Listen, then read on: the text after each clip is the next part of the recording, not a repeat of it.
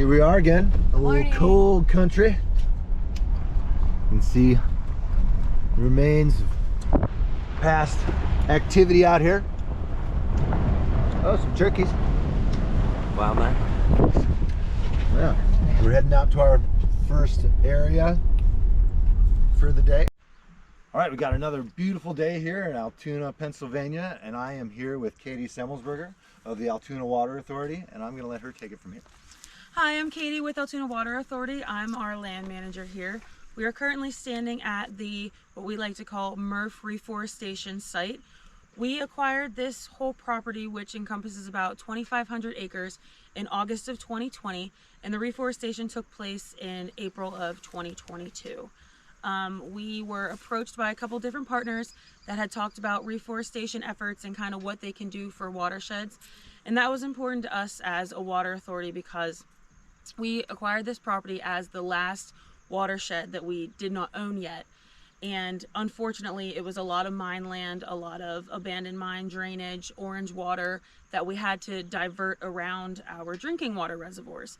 So with the reforestation efforts, and as you can see with the slopes, there was a lot of erosion. There was absolutely no vegetation, no growth, no nothing on here before the project happened.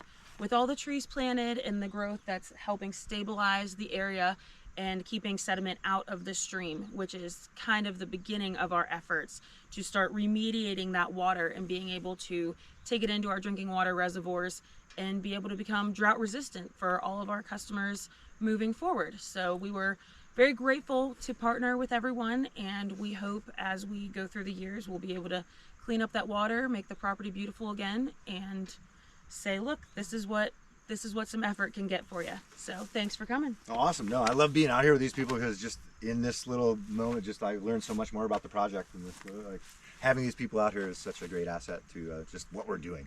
So it's great to have someone who's good to go on the team with all on board with what we're doing out here to check this stuff out. Absolutely. And this project itself, I wanted to mention, I believe the reforestation efforts was about 180 acres and 188,000 trees were planted. Wow.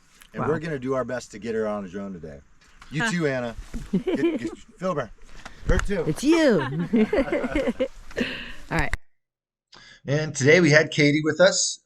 She was an employee for Altoona Water Works. It was great to have her out there. She was familiar with these sites, and we really learned a lot from her as far as like what had gone on here. This whole hillside is basically used to be a high wall.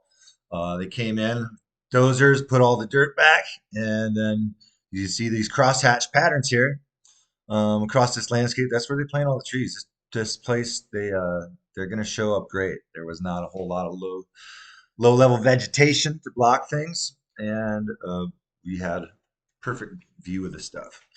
A little FPV to go now. Yeah, you can see these trees just kind of stand out against this landscape as you fly over it. Oh my gosh. So part of the Vestige Drones mission is putting drones in people's hands, and that's what we're doing here with Katie. We're getting her up and we're letting her do a few of the panoramas on this site that we got going here. So, well, we were going to go out and collect some data points with the Trimble, but the Trimble is having a problem with its subscription to the Catalyst network. So we're gonna have to go figure that out. Normally I'd be flying the map, and these ladies would be out collecting saplings and data points in the field, but we're changing the plan today. We're going to take a moment at this spot to show some of the devastating lasting effects that this sort of mining has on an ecosystem. Do you want to say everything you just said over one more time? Whoa. Okay. So let's cross. Yeah. Do you want me to say it? You tell me when you're ready. Oh, okay. Yeah, sorry. Well, this is valuable footage, I think, too. Wow. Yeah, we should get a good shot at that. That's the hole, huh? Yeah. So tell me about this seep, Katie. All right, so we're standing at one of the largest seeps that is entering Katanning Run. After going through our years of data collection, this site itself is responsible for 75% of the pollution going into Katanning Run stream. Wow. Which we can visit in a sec. But this usually runs about, this is actually kind of low. I've seen this run 200 gallons per minute. But yeah, it's just kind of seeping out of that hillside. In more of the wet seasons, you can even see it spewing out of different areas. But this is one of our sample points that we collect monthly right now for our PEP growing greenery. Awesome. We are walking to Orange Creek. Is that, am I right? Katanning Run. Katanning Run? Oh. What is, It's now dubbed Orange Creek. oh. I thought, were we talking about an Orange Creek earlier? Or just lived, you were just describing it. Oh, literally Orange Creek. It's not named Orange Creek, but it literally is orange. Holy goodness. Wow. Yeah. That's what this was. Working in the coal mine. Oh my God. It looks pretty. Don't drink it. What's neat is the water's so clear, but it's what you're seeing is the signature. Nothing can live. Nothing can kill it. No algae, no nothing like. It's crazy. You walk through this, you won't. Wow. The water slide. The water slide. Yeah. Welcome to the kill zone. I know. Whoa. It's like, oh wow. Sludgy dead stuff. Oof.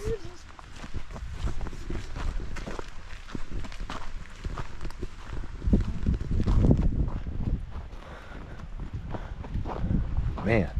Yeah, all these seeps are just making their way. Wow.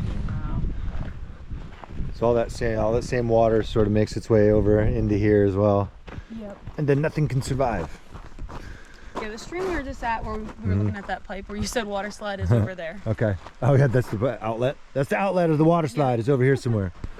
Look where it does all the cans and stuff too.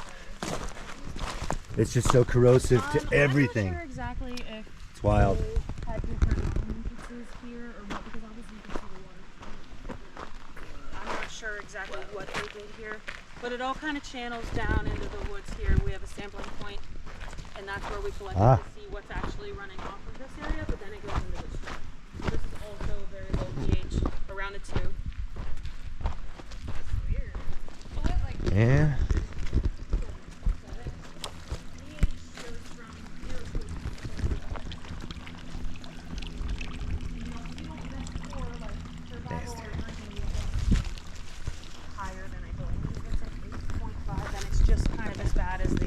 Okay. So the pH at that seep we're at right now over there was 2. Very acidic. Not good stuff. Not good stuff. Yeah, and this is pretty much the same. Wow. Very bizarre. The legacy. Legacy of Legacy coal mine mining. land. Yep. Yeah, We are parting ways with Katie. We're gonna go try and figure out some technological stuff, but this is where we say goodbye. Goodbye, Katie, and thank you. Thanks for coming. Yeah, absolutely. Our Trimble troubles consisted of me just needing to log back into my Trimble, and now I am collecting data points at centimeter accuracy again. Awesome.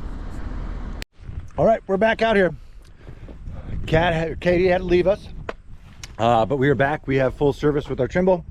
We're gonna go do our map and get some points collected. So yesterday was easy, but today we're working for our money.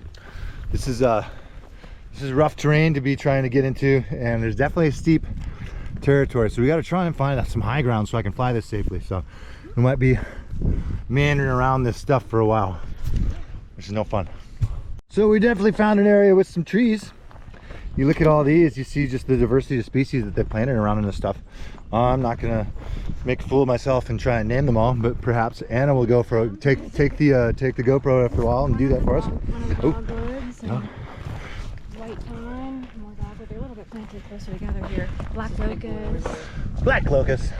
That is red oak. Red oak. And this is American. Is that a maple? This is a maple, isn't it? That is one of the tulip. Actually, sorry, sycamore. Sycamore. Sycamore. Oh. It looks kind of like me. See, I'm gonna stop. American hazelnuts. Lots of these white thyme that seem to be coming in on their own also. Beyond what we planted. Cool. Saw some elderberry over there. So they're gonna pop in this sort of landscape. Oh yeah. All right, I'm excited to map this. While I'm mapping, lady's gonna be out diligently grabbing points, tree points, and yeah, we're gonna make a cool map. Here we got a nice shot of Anna and Micah diligently marking and measuring trees with the Trimble. So if we can imagine for a moment, this whole landscape, maybe up to the top of this tree line or something, used to be in giant high wall. It means there's a big vertical face. What they've had to do to come and reclaim this is move a bunch of this old material back in. So, and kind of follow the contour, the natural contour of this mountainside. They are replacing the mountain, as they say. And what they've done here, we can kind of see all our trees are all over the place. They cut these, what do they call them, troughs? Rips. They do these rips and then all those. So that word we've been searching for all this time hasn't been trough, hasn't been trench, it's been rip. So you can see they plant all along these rips. And this place is just really nice for showing it here because obviously there's not a lot of overgrowth, but you can see how well these trees are just taking all over the place here. These are all fairly healthy trees. And just the diversity we have at this particular site is pretty amazing too. It's pretty cool. And for us to have a successful tree planting, we have to come back and decompact it. Okay. So that's what we're calling the rips. A bulldozer pulls either 1 or 2 4-foot steel ripping shanks behind them and creates these troughs. And then at that point, the trees that grow in, their roots can grow from all directions whenever we plant them within these rips. So that's why they're kind of planted in lines that way. It's just the best place for the trees to grow. Awesome. That was awesome. This is exactly how we log our saplings. Come up here with this person smart like Anna who knows what these species are. This is a quaking aspen. What's that? Quaking aspen. Quaker. We get a height, we get a species, and we get a relative health. 72 centimeters. Filthy. And while the Trimble is directly above the plant, we know that we have a sort of like, what are we at? What's our accuracy right now? 5 meters. Oh, we gotta re-average. All right, we're gonna go through the collection process here again. What we're doing, we have someone smart like Anna out here who knows how to identify species, who takes us to one of these and he can tell us that this is the quaking aspen. And then we measure it. We log its species, its height, and its relative health. And then we sit here with the Trimble directly over it. And we know that we are getting, what sort of accuracy we got? 2.5 centimeters. 2.5 centimeters? Submit. Dang, and look, that's shitty too. See? And then that, put it down and up. Okay. Okay? And then you squeeze the trigger to do everything else. So it's pretty intuitive. To go? I have to squeeze Yeah, the trigger? squeeze the trigger to go. She's doing it. Turn off. She's flying. It's backwards. Backwards? Okay. So it's like when I go this way, it goes left. You tilt This it. is going left. No, Oh, tilt. Ah, I got you. yeah. Sorry. They won't work. I don't think they'll do it. All right, we got Anna on the FPV teaching her what a great tool these drones are for checking things out. This would save you a lot of walking. Says what that Oh, up.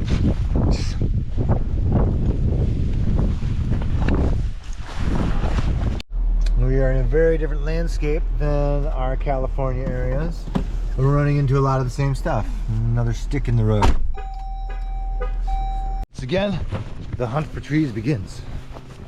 We got this all mapped in multispectral and LiDAR yesterday.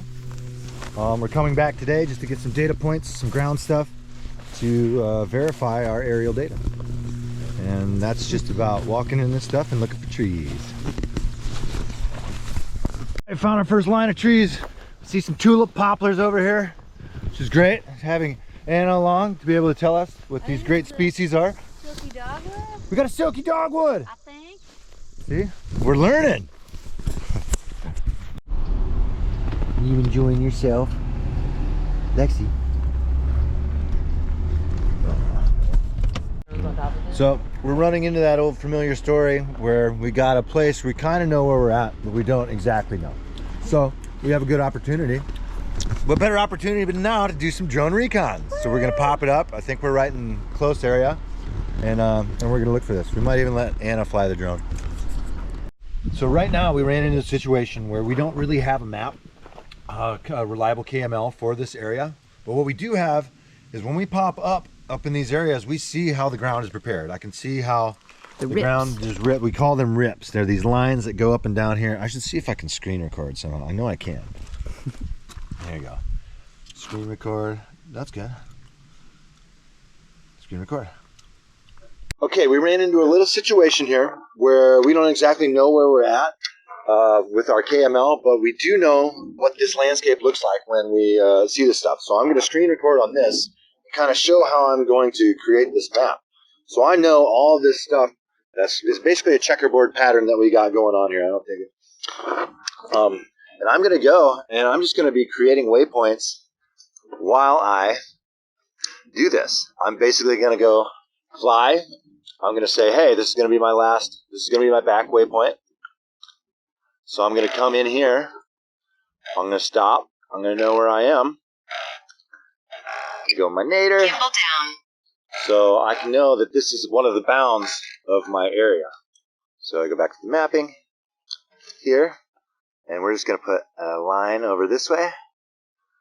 And I can kind of look up at this and see this whole landscape. I see where it's at now, where all these trees are going to be. Now that I have a boundary, I can kind of come in here and just do this. Create this map, another dot here. And we'll just go in and go, yeah, that's perfect. That's good enough. Cool.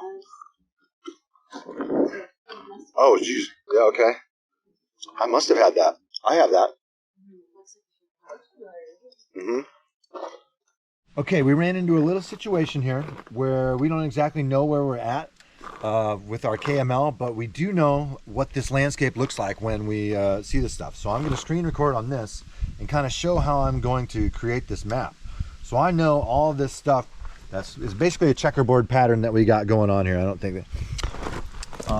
And I'm going to go and I'm just going to be creating waypoints while I do this. I'm basically going to go fly. I'm going to say, hey, this is going to be my back waypoint. So I'm going to come in here. I'm going to stop. I'm going to know where I am. I'm going to go my nadir. So I can know that this is one of the bounds of my area. So I go back to the mapping here. And we're just going to put a line over this way. And I can kind of look up at this and see this whole landscape. I see where it's at now, where all these trees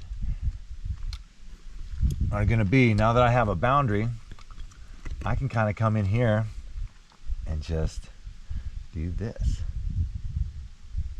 Create this map, another dot here. And we'll just go in and go, yeah, that's perfect. That's good enough. All right, found our area. There's a series of rips just start along this hill. Our map is gonna go out back that way. We are gonna set up the Trimble and get a few data points over here on some of these. I see a whole bunch of trees up in there. We're definitely working for our money today. There's some terrain. It's hot, a little muggy. At least you got a little breeze. All right, we got the RTK fired up. Mavic 3 Enterprise is ready to go. I got the map that I made, the custom map I made while flying. Did the mission planning while flying. We're gonna fly that one. I got the RTK fired up. The Mavic's up there, ready to go. As I noticed around here, this is awesome. These are kind of what we're looking at. These are called black locusts, and these trees are gonna pop in that imagery. So that's super cool. And as this is the end of the video, I'm just going to leave this long form and not speed it up at all, but this is just this property. Again, yeah, you see these cross hatch patterns that just mark this landscape. That made it super easy for me to constrain the bounds of my map, not knowing exactly where the KML was inaccurate. So we basically had to build our own while we were out there. Anna knew the sites, Anna knew these places. So she got us on site. And then from there, you have to use some of your own intuition sort of decide what the important places to map here are. Because a lot of times these KMLs are just, they're huge and we are wasting, yeah, we don't, if there's not trees there, we don't need to be doing any, concentrating any of our efforts on those places. I mean, this is what we're looking for, and this is a perfect example. You can just see again, these are tightly, tightly gridded uh, landscapes. These things where you see these rips that go down, this crosshatch pattern, and there's trees every few feet. They're in there, diligently planted. And whoever they got in there is doing a very good, thorough job. It's really cool to see. But, well, there's enough about that. Hope you enjoyed the video. Uh, this was a particularly educational one. It was a really good learning experience for us. And as we come zip down around here, you can kind of zoom in, and you really see these trees. They stand out really well. I mean, obviously, some of these here, obviously, when they're in like just randomly grouped like that, a lot of times they are not part of the thing. I think there was this particular project. These were like a year or two old, but yeah, they're all over in these cross hatch patterns here.